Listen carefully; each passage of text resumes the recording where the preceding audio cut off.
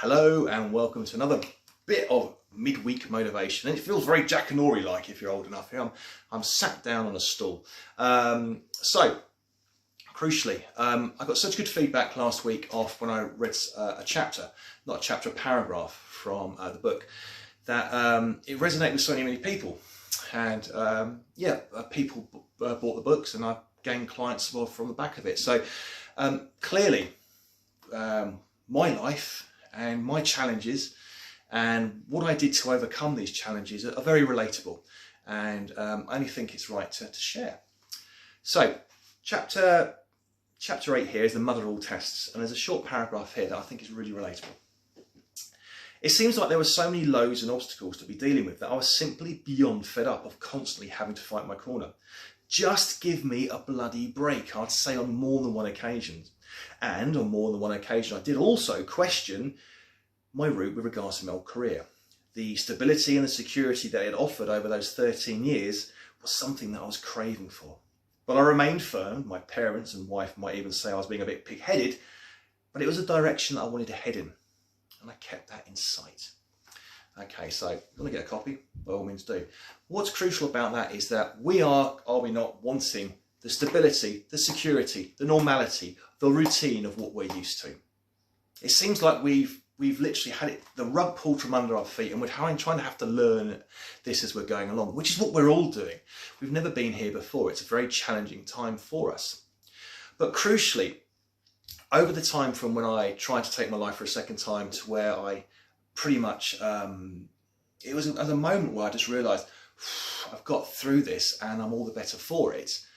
I had an end goal in sight. I pretty much saw myself basically summiting Everest, for want of a better word. And because I had this in sight, I was able to get through it. I didn't know how long it was going to take, but what I was wary of was who I surrounded myself with, what I chose to listen to, what I did, my daily practices, and just mixing it up.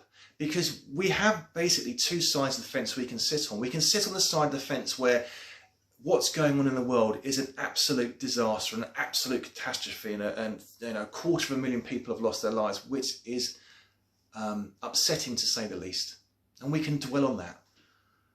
Or we can sit on the side of the fence where we can say, well, for that quarter of a million individuals that have lost their lives, how many hundreds of thousands have been saved by medicine, by the NHS, by staying at home, which we're all doing, are we not?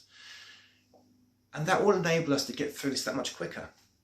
If we keep banging on and keep focusing and keep seeing our news feeds as ones that are attention grabbing and news making, for want of a better word, then we're going to go into this overwhelm and consume emotion and energy.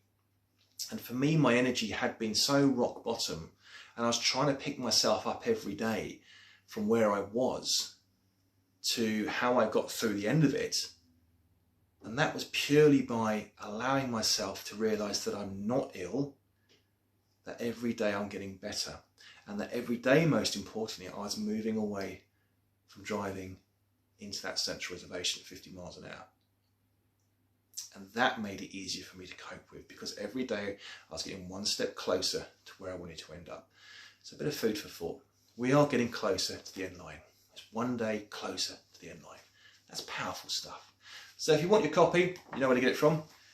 ShafiqEmpowermentCoach.co.uk. But crucially, stay at home, stay positive, stay amazing, and I'll catch up with you soon. Have a great day. Cheers. Bye.